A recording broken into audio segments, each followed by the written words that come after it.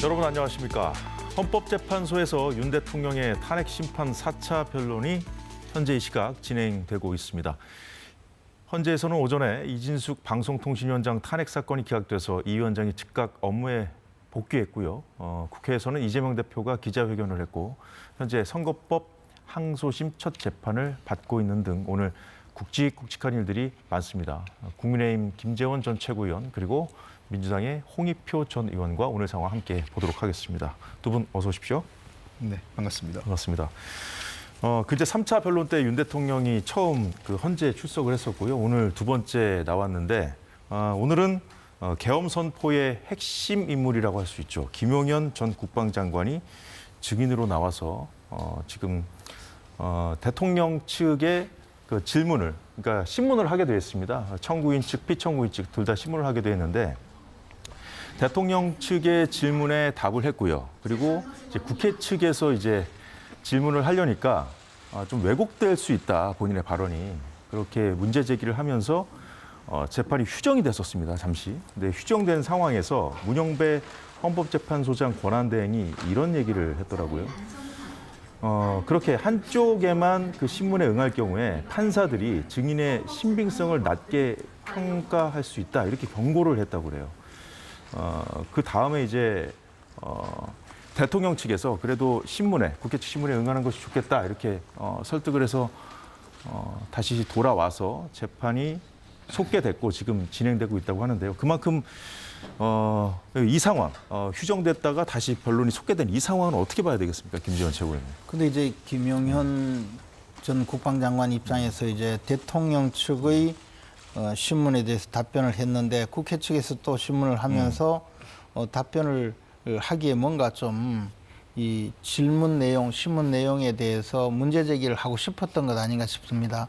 그러나 이 당사자주의 재판에서 국회 측이라고 하면 일종의 검사 측이고 그렇죠. 대통령 측은 일종의 변호인 측인데 양쪽의 신문에 대해서 답변을 해야 그래야 이제 증인이 그 공정하게 답변을 하고 있다라는 그런 그 확신을 심어줄 수 있고 항상 이 증인 신문에 대해서 그 진실성을 확인하는 것은 반대 신문권을 보장할 때 가능한 거거든요. 그러니까 신문을 하는 데 대해서 변호인 측의 그 윤석열 대통령 측의 신문에 대해서 답변을 해놓고는 그 반대 신문권을 보장해주지 않으면 결국은 일방적인 진술 답변이었다, 이렇게 해서 좀 진실성에 의심을 받을 수 있으니까 그 점을 그 재판장이 지적한 것 같고 저는 뭐 그렇게 진행되는 것이 맞다고 생각을 합니다. 그리고 국회 측의 질문에 대해서 진실대로 답변하면 되는 것이지 질문 자체가 좀 부당하다, 나는 답변하지 않겠다, 이렇게 하면 대통령 측의 신문에 대한 답변이 오히려 진실하지 않다고 의심받을 수 있거든요. 뭐 그런 점에서 타당한 진행이라고 생각합니다. 네, 김 전 장관이 돌아와서 김 전 장관이 이제 변호인하고 같이 온 걸로 지금 보입니다. 이제 변호인이 중간중간 뭐 조언하는 듯한 행위를 또 반복하니까 문 권한대행이 제지하기도 했다고 하는데요. 예, 그것은 자칫 그 증언을 유도할 수 있기 때문에 그런 건 허용되지 않고 있죠. 그래서 이제 자칫 그건 일종의 뭐 확인될 수 없지만 어쨌든 위증이나 또는 보다 유리한 증언을 할 수 있는 유도성을 할 수 있기 때문에 그 접촉은 아마 그런 의미에서 재판관에서 그 주의를 준 것 같고요. 말씀드린 대로 그 증인의 진실성은 두 가지로 뒷받침됩니다. 보통은요. 하나는 증거나 증언에 뒷받침한 사실관계일 경우, 아니면 이제 사실관계가 정확치 않을 경우에는 진술의 일관성을 갖고 하는 거거든요. 그렇기 때문에 피고인 측에서의 질의, 그러니까 변호사 측에서의 질의 경우, 또 검사 측인 지금 국회 소추단이죠. 소추단의 질의에 두 가지 질문에서 답변이 상충하거나 또는 답변이 그 두 가지 답변이 일치하지 않을 경우, 일관되지 않을 경우에는 이제 그 답변의 진술의 그 진실성 의심받게 되기 때문에 양측의 질문을 다 받는 게 맞고요. 그다음에 특히 아마 김용현 전 장관이 오해하고 있는 거는 국회의 경우에는 통상 증언으로 할 때도 증언의 말을 충분히 할 수가 없지만 법정에서는 그렇지 않기 때문에 여기서는 당연히 자기가 적극적으로 진술하는 게 자기한테도 유리하고 뭐 윤석열 대통령을 위한다면 더 진술하는 게 맞죠. 예, 그렇군요. 근데 이제 변호인의 조력을 받는 데 대해서 재판장이 과도하게 개입하면 그것은 좀 문제가 있다고 보는 것이요. 이 김용현 증인의 경우에는 자신의 이 탄핵 심판에 와서 자신의 역할이라든가 계엄 선포 당시의 상황에 대해서 증언을 하고 있지만 이것이 곧바로 자신의 그 형사 재판에서도 불리한 역할의 불리한 어떤 증거 자료로 활용될 수가 있거든요. 초반에 국회 측 신문을 거부한 이유도 그거라고 합니다. 예, 그것일 수도 있고 또 하나는 만약에 국회 측의 질문에 대해서 변호인에게 물어봐야 될 수가 있습니다. 이거 진술했다가 나한테 내 그 재판에서 불리한 자료가 되는 것 아니냐라고 물어볼 수가 있기 때문에 재판장이 또 과도하게 변호인한테 물어보지 마라라고 하는 것도 그것도 일종의 말하자면 또 한쪽 편을 드는 것으로 오해를 받을 수가 있거든요. 이런 모든 것 때문에 법정에서의 소송 지휘라든가 또는 그 현장에서 그 재판장의 언행에 대해서도 굉장히 논란이 될 수 있기 때문에 좀 과도한 개입은 자제되는 것이 맞다고 봅니다. 예, 알겠습니다. 자, 비상계엄이 국회 침탈 목적이었다. 한마디로 국헌 문란의 목적이 있었다는 것이 국회 측 주장이죠. 핵심 쟁점들을 둘러싼 이와 관련된 핵심 쟁점들을 둘러싼 양측의 공방이 지금 치열하게 전개되고 있을 것으로 보이는데요. 첫 번째 쟁점, 계엄 포고령 1호를 누가 작성했는가 이 부분인데요. 지금 화면에 나오고 있습니다만 포고령 1호 진실 공방 예상 이렇게 되어 있습니다만 진실 공방이라기보다는 좀 더 양측 그 입장, 진술 중에 조금씩 뭐 다르게 해석될 수 있는 그런 부분들이 있었기 때문에 확인이 필요한 상황이었다. 이 정도로 저희가 다시 한번 정리를 해드리겠습니다. 지금 오늘 김용현 전 장관이 나와서 포고령 1호 이 작성자 내가 작성했다 이렇게 얘기를 했고요. 대통령이 오히려 그 포고령에서 통행 금지 부분 같은 거를 삭제하기도 또 이렇게 얘기를 했는데 근데 화면에서 보시다시피 검찰에서는 대통령이 포고령 작성 과정에서 법전까지 찾아봤다 이런 얘기를 한 것으로 좀 보도됐었거든요. 그냥 오늘 발언에 따르면 오늘 진술에 따르면 본인이 작성했고 대통령이 그냥 확인하는 정도 이런 취지로 얘기를 한 건데 그 확인하는 과정에서도 그럼 뭐 법전을 찾아서 볼 수도 있었다는 얘기인지 이 부분이 좀 해석의 여지가 좀 남아 있는 것 같은데요. 근데 뭐 법전을 찾아봤다 이런 이야기는 언론에서 본 것 같고요. 제가 그 확인한 김 전 장관의 검찰 내 진술은 자신이 과거에 그 계엄 사례를 참고해서 계엄 포고령을 전부 다 이 작성을 해서 대통령께 드렸더니 대통령이 그 중에서 이 그 통행금지 규정을 삭제를 했다. 그리고 그 나머지는 그냥 시행하라고 해서 그대로 시행을 했다는 거거든요. 그러면 분명히 대통령이 확인한 거는 맞죠. 그리고 또 하나는 그 점에 대해서 그 국방장관인 김용현 전 국방장관은 그것을 보고 대통령이 법률 전문가니까 이건 뭐 다 확인했겠거니라고 생각하고 그대로 시행을 했다 이런 주장이에요. 그러니까 사실 대통령의 지금 대통령 측에서 밝힌 사실이나 김용현 장관의 이 주장 내용이 큰 차이는 없다고 봅니다. 대통령도 그 국방장관이 그냥 좀 적어 왔는데 그것을 과거에 계엄 사례를 보고 그대로 뺏겨온 건데 미처 제대로 검토하지 못했다는 거고 김용현 장관은 대통령이 법률 전문가니까 뭐 이거 충분히 법적으로 문제 없도록 검토한 것 아니겠느냐 이렇게 생각했다는 취지예요. 저는 그 약간 어감 내지 뉘앙스의 차이가 있지만 큰 틀에서 그때 당시 내용에서는 뭐 큰 문제가 없다는 것으로 생각되고 대통령은 또 대통령대로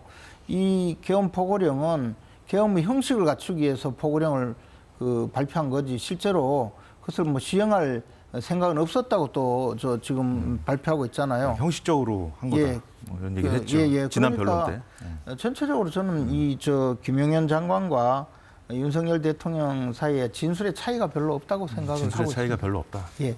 홍익표 의원님. 글쎄요, 이게 제가 보기에는 윤석열 대통령이 일종의 이제 법정에서 통상 그런 게 있어요. 본인의 형을 낮추거나 또는 이 유죄 실형을 받기를 피하려고 본인이 약간 뭐 그 정신이 이상하거나 또는 정상적인 판단을 할 수 없거나 이렇게 보통 그런 수법을 쓰는 경우가 있어요.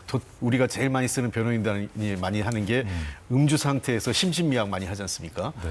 그런 것처럼 마치 대통령이 정상적인 판단하지 못했다 지금 이런 식으로 가는 거거든요. 이건 그 포고령을 국방부 장관이 써왔고 나는 그냥 대충 읽어봤다. 그래서 못했다 이렇게 얘기하는데 결국은 최종적으로 그것을 결정하고 판단하는 사람은 대통령이었어요. 그러니까 이것을 써왔으니까 나는 모르겠다가 아니라 최종적으로 그것을 승인한 사람은 대통령. 만약 대통령이 승인하지 않았으면 김영현 장관이 이걸 승인했을까요? 최종 승인자가 누구냐가 중요한 거다. 그렇죠. 예. 그래서 그리고 또 사실관계, 다른 사실관계하고 부합해 보면 만약에 국회를 자기가 어떤 장악하거나 봉쇄할 생각이 없었다고 하면 국회에 군대를 보낸 이유. 그리고 국회의장과 양당 당대표 그리고 야당의 원내대표 등을 주요 정치인들을 구금할 시도를 했던 것은 어떻게 설명이 되냐는 거죠. 만약에 전혀 국회를 봉쇄할 생각이 없었다면 결국은 포고령 1호를 뒷받침하는 다른 사실들 국회 봉쇄, 주요 정치인에 대한 체포 구금 이 뒷받침되는 사실이 있기 때문에 저는 이 사실 이것을 대통령이 나는 이걸 몰랐다. 이건 김용현 국방 전 장관이 한 거다라고 얘기하는 것은 진실에 부합되지 않는다고 생각합니다. 네. 지금 말씀하신 것 중에 이제 국회 침탈의 목적이 있었느냐 이것이 핵심이잖아요. 그 중에 하나가 지금 나온 것이 정치인 체포 지시, 그러니까 대통령이 정치인 체포 지시를 했다는 것, 이것은 사실이 아니다 이런 얘기를 했고요. 포고령 관련해서 지금 또 얘기가 나왔군요. 윤 대통령이 국회 활동 제한에 문제 제기를 하지 않았다 이런 얘기를 하면서 동시에 정치인 체포 지시를 하지 않았다. 이렇게 지금 주장하고 있거든요. 그래서 이게 진술을 하고 있어요. 그래서 지금 이제 우리 대표님, 홍 대표님 말씀은 정치인들을 체포하려고 한 것 이것이 다 포고령 내용을 간접적으로 인정하는 것 아니냐라는 말씀이었지만 윤석열 대통령 측에서는 정치인을 체포하라고 지시한 적이 없고 그럴 의사가 없었다는 것이고 포고령 내용은 계엄의 이 형식성을 구비하기 위해서 발표했다 그런 내용이고 그런 과정에서 계엄 포고령에 대해서 대통령이 그것을 막 중시해서 그 내용을 전부 법적인 내용을 검토해서 샅샅이 확인하고 이것을 이 조항은 넣어라 빼라 이렇게 한 것은 아니다 그런 이야기인데 그렇다 보니까 지금 그 김영현 장관과 윤석열 대통령 사이의 진술의 차이는 별로 없다 저는 그런 이야기를 하는 겁니다.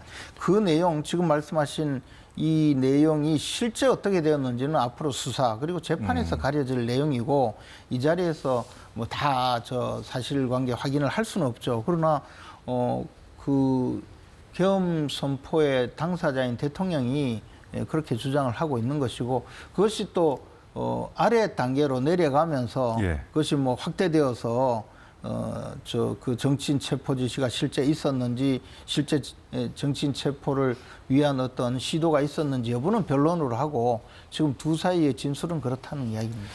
대통령의 진술과 이제 같은 네네. 진술을 한 것이고 또 동시에 이제 대통령이 계엄 당시에 의원들의 의회 출입도 허용했다 이런 진술도 했거든요.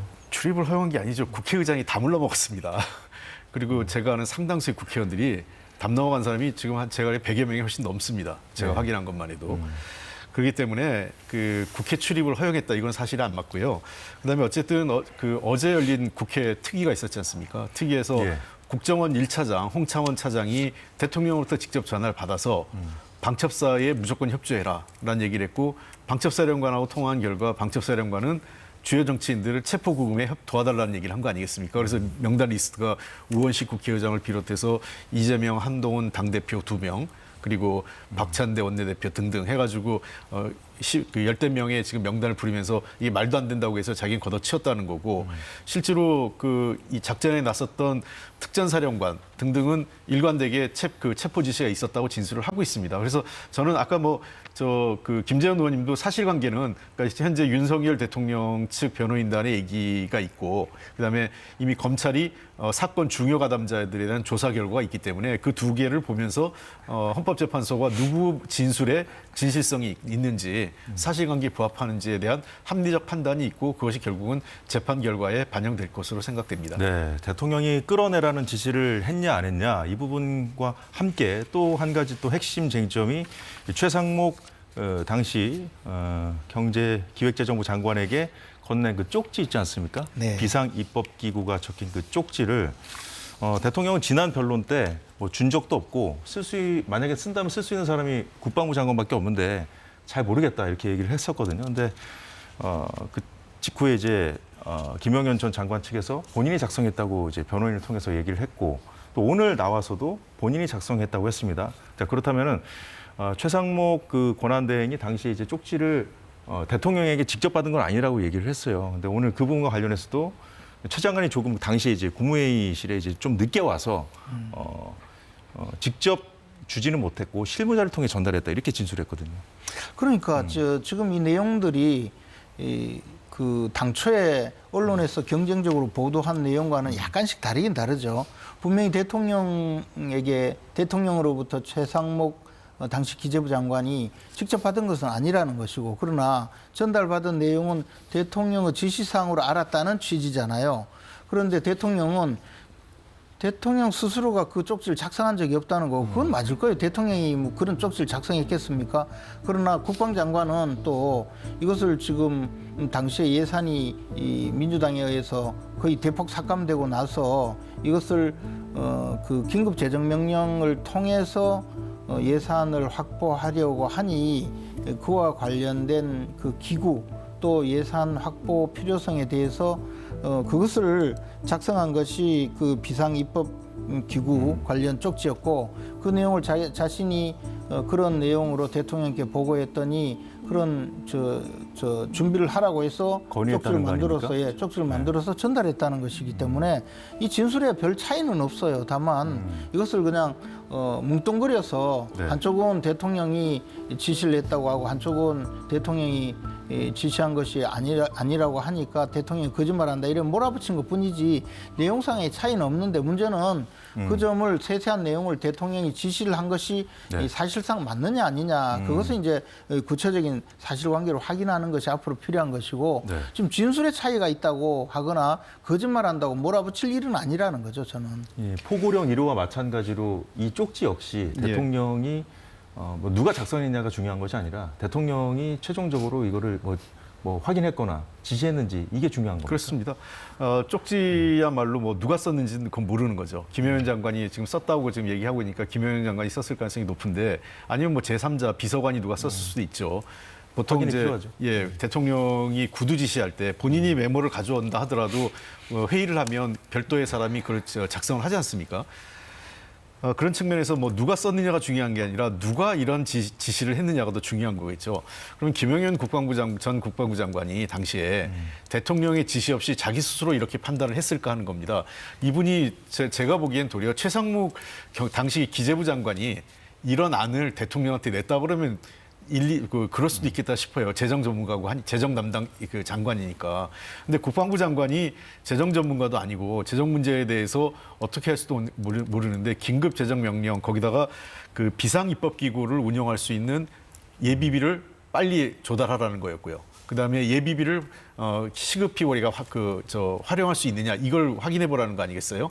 그런 측면에서 이것은 대통령이 실제로 어떤 자기가 비상계엄 이후에 하려고 했던 여러 가지 일들의 재원이 필요하고 그 재원을 예비비로 활용하겠다. 그다음에 두 번째, 사실상 국회를 무력화시키고 난 이후에 국회를 대체할 수 있는 별도의 기구를 구성하는데 역시 예산이 필요하지 않습니까? 그 예산을 국회 예산을 갖다 쓸 수 없잖아요. 그리고 또 국회에 주는 예산을 차단하라. 이 세 가지 지시를 한 거 아니겠어요? 그런 측면에서 문건에 따르면 문건에 따르면요. 그 문건에 국회에 주는 예산을 차단하라. 결국은 주요 정치인 체포, 국회 봉쇄, 그리고 국회가 일할 수 있는 예산을 차단함으로 해서 사실상 국회를 무력화하겠다라는 그게 그 완벽한 시나리오가 만들어지는 거죠. 그래서 이것은 이미 검찰 수사에서 조사 과정이 있기 때문에 이 문제는 아마 제가 늘 얘기하는데 공판 과정에서 그 내란죄 다뤄진 데서 본격적으로 다뤄질 것이고 헌법에서는 이러한 문제가 헌법에 위배되느냐 대통령이 부여된 권한을 넘어서느냐 안 넘어서느냐를 따질 것으로 보입니다. 근데 네. 이제 이 문제는 굉장히 중요한 문제인데요. 지금 섣불리 이 비상 입법 기구 개념을 그냥 국회를 해산시키고 별도의 입법 기구를 만들려고 했다고 몰아붙이시는데, 그러나 이제 김영현 장관은 자신이 작성한 사람이잖아요. 그리고 자신이 보고 있고, 그리고 그것을 기재부 장관에게 전달을 한 것인데 그 내용에 대해서는 전혀 다른 이야기를 하거든요. 이것은 무슨 국회를 해산하고 대체하는 그런 입법 기구가 아니라 예. 지금 예산이 워낙 전부 다 삭감돼 버렸으니 그 예산 확보를 위해서 긴급 재정경제명령 또는 긴급명령을 발동할 때 그 필요한 기구와 예산을 마련해달라는 취지였다고 하니, 그러면 작성자가 그 이야기를 하는데 그 점에 대해서도 엄밀하게 검토를 해서 그것이 사실인지 아닌지를 밝혀야 되는 것이지, 그냥 이 내용을 가지고 당시 그 윤석열 대통령 구속영장을 발부한 영장 전담 판사도 물어봤다는 거잖아요. 네. 비상입법기구는 저 대통령이 작성했냐 하니까 기억이 가물가물하다, 내가 작성한 건지 아닌지 모르겠다 해서 구속 사유의 중대 그렇죠. 사유로 거론이 되었었잖아요. 구속 사유에서도 중대 사유로 거론이 됐었고. 예. 그런데 네. 그 점에 대해서 지금 김영현 장관은 전혀 다른 해석을 하고 있는데, 그 점을 그냥 간과하고 당신 이야기는 들을 것도 없다, 이거 과거 그 국보위처럼 만들려고 한 거 아니냐, 뭐 이런 취지로 몰아붙이는 것은 전 잘못이라고 여튼 봅니다. 두 분이 말씀 들었지만 오늘 그 김영현 전 장관은 두 분 말씀대로 비상입법기구의 성격, 개념이 굉장히 중요하지 않습니까? 네. 그에 대해서 기재부 안에 구성하는 기구에 대한 예산을 편성하라고 한 거다. 그러니까 국회를 대체하는 그런 기구가 네. 아니라 네. 뭐 이렇게 진술을 했다고 합니다. 그런데 이거를 그럼 어떻게 확인을 해야 되는 겁니까? 그러니까 저는 그 말의 진실성을 의심하고 있는 거죠. 왜 그러냐면 물론 뭐 이 문제는 나중에 최종적으로 재판 과정에서 확인이 되겠지만 우리나라는 삼권 분립이지 않습니까? 그러니까 행정부, 입법부, 사법부가 있어요. 그러니까 그 만약에 이 경우 예비비가 필요하다면, 그리고 국회가 그 계엄령 상황에도 국회는 가동되게 돼 있지 않습니까? 그렇다면 이 비상입법기구란 말은 써서도 안 되고 필요하지도 않은 거예요. 기재부 아래에 둘 수도 있는 것도 아니고. 그러니까 비상입법기구라고 한 말 자체가 두는 순간 이것은 국회를 무력화시키는 걸 염두에 둔 것 아니냐는 합리적 추론이 가능하게 되는 거죠. 예컨대 계엄사령부 운영에 필요한 예비비가 필요하다라고 하면 그럴 수 있다고 생각을 해요. 이렇게 계엄령을 발동을 했기 때문에 계엄사령부가 운영하려면 여러 가지 그 예비비든 어떤 자금이 필요하지 않겠습니까? 국가 예산이. 그래서 기재부 장관한테 계엄사령부를 뒷받침할 수 있는 예비비를 준비해라. 이렇게 했으면 저는 뭐 그거는 논리의 일관성이 있는데, 비상입법기구의 예산을 만들어라. 그리고 국회 예산을 끊으라고 그랬잖아요. 또 앞에. 그러니까 지금 그 밝혀진 내용에 따르면 2번 항목이 국회 예산을 차단하고 3번 항목은 비상입법기구에 줄 예산을 확보하라, 이렇게 돼 있기 때문에 이것은 자연스럽게 국회를 염두에 둔 얘기가 아니냐는 그런 추론이 되는 거죠. 근데 결국에 이제 헌법재판소에서 어떻게 이걸 확인하냐는 거죠. 제가 계속. 근데요, 이게 여쭤드리는 저 질문인데. 내용이 정작 그 최상목 당시 기재부 장관은 이 내용을 구체적으로 전달받은 내용이 없어요. 쪽지만 받고. 그리고 그다음에 대통령은 그 작성자가 아니고 내용을 잘 모르겠다는 취지고, 결국에는 이 단어가 어떻게 기재되어 있느냐, 이 사실과 김용현 국방장관의 진술을 추론해 볼 수밖에 없는 거죠. 그냥 단순히 이 문구를 가지고 어떤 실체적인 계획이 집행이 되고 또 어떤 모습이 있었다면 그걸 간접적으로 추론할 수 있는데, 이거는 사실 그냥 그 문건 내용에 나오는 단어 몇 개밖에 없는 겁니다.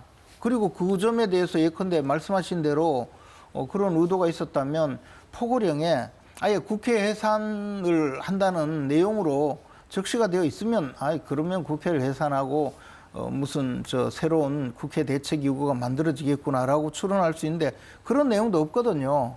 그리고 또 하나는 대통령이 그 계엄 포고령을 실제로 집행할 의사가 없었다고까지 주장하는 마당에는 이 내용에 대해서 비상입법기구라는 단어 하나 가지고 어떻게 확정적으로 결론을 내릴 수가 없다고 봅니다. 예, 저는. 알겠습니다. 비상입법기구와 관련해서는 여기까지 보기로 하고요.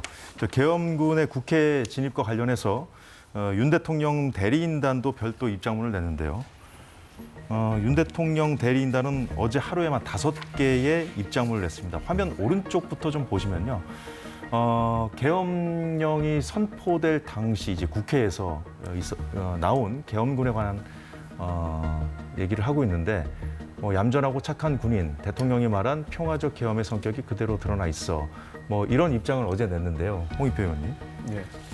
근데 방금 전에 이제 김용현 전 장관이 관련해서 끌어내라고 한 것은 의원들이 아니라 요원들이라는 그런 진술도 했다는데 이거는 좀 어떤 맥락인지 뜻인지는 좀 저희가 좀 더 들리는 얘기가 나와야 저희가 알 수 있을 것 같은데 네. 어떻게 봐야겠습니까? 어쨌든 저는 그 김용현 전 장관 입장에선 그 내란죄 좀 주요 가담자 돼 있지 않습니까? 그런 측면에서 자기를 변호하고 또 자기가 모신 대통령을 어쨌든 그 형을 감형하거나 또는 무죄를 받을 수 있도록 유리한 진술을 하려고 애쓰고 있는 것 같아요. 그러나 상식적으로 생각하면 군인들이라는 것은 끌어내는 게 아니라 명령하면 나오죠. 도리어 그날 국민들께서 그 실시간으로 생방송으로 군인들의 행동을 봤습니다. 우리나라 최고의 특수부대였거든요. 대테러 부대로서. 만약 그 해당 군인들이 마음을 먹었으면은 아무리 그 앞에 수백 명의 그 국회 보좌관과 시민들이 서 있었다 하더라도 국회를 장악하는데 별 어려움이 없었을 거예요. 전문 요원에서 우리가 흔히 얘기해서 일당 100이라고 할 수 있는 전문 요원들이고 또 그 실제로 실탄을 가져갔지만 실탄을 가져는 갔지만 이 장착하고 들어가진 않았다는 거 아니겠어요? 그런 측면에서 현장에 출동한 군인들은 굉장히 당황스러웠다는 거예요. 처음에 출동을 명령받았을 때 북한에 가는 줄 알았다. 일부 사람들이 나중에 진술한 내용들이. 그리고 한국의 북한 테러 부대가 서울에 들어온 줄 알았다. 여의도에 갔더니 북한군이 있을 줄 알았더니 시민들이 와 있어서 자기들도 당황했다. 민간인들이 있어서 이런 얘기를 하고 있어요. 그러니까 그 당시에 여러 가지 정황들을 보면 군인들은 정확하게 명령을 받은 게 의원들을 끌어내서 국회를 무력화시키려는 지시를 받았습니다. 그리고 그러한 지시를 특전사령관이 했다는 걸 인정한 거 아니겠어요? 그 특수부대 최고 지휘관이 특전사령관 그리고 그 담당 부대인 707 부대장이 이미 기자회견이나 검찰 진술을 통해서 국회의원들을 끌어내라는 지시를 받았고 그러한 명령을 잘못 내린 나의 책임이다라는 걸 인정을 했습니다. 그럼 이 명령을 내린 사람이 누구냐? 김용현 장관이냐?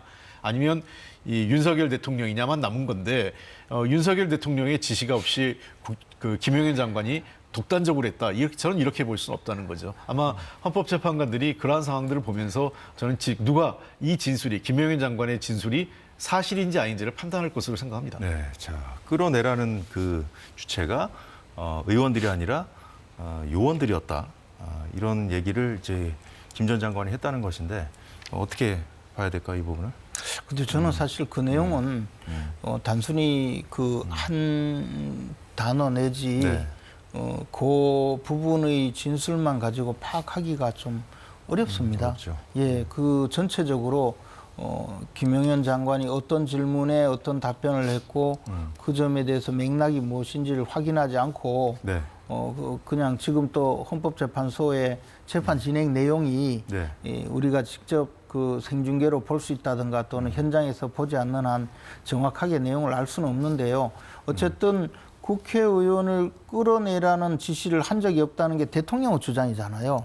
그렇죠. 특히 그 대통령은 국회의원들이 그 의사당에 진입할 때 신분이 확인되는 국회의원들을 막지 마라라고 했었다고 실제 신분이 확인되는 분들은 정문을 통해서 들어갔다는 것이고 다만 그 과정에 많은 사람들이 몰려들어서 일시 통제가 되거나 했었다고 하는데 그러면 통과를 시켜놓고 왜 다시 끌어내라고 지시를 했겠느냐라는 이야기가 있고 그러다 보니까 이 내용 앞뒤가 좀 안 맞는 거죠. 예. 그래서 국방장관이 무슨 취지로 저런 주장을 했는지 또 저런 진술을 했는지 확인하기 전에는 제가 예. 답변하기는 좀 어려운데 어쨌든 끌어내라는 이야기를 했다는 것도 이해가 가지 않고 또 요원을 끌어내라고 이야기했다는 것도 또 뭐 별로 제가 선뜻 이해가 가지 않습니다. 어쨌든 이게 처음에 이제 대통령이 직접 본인들에게 전화를 해서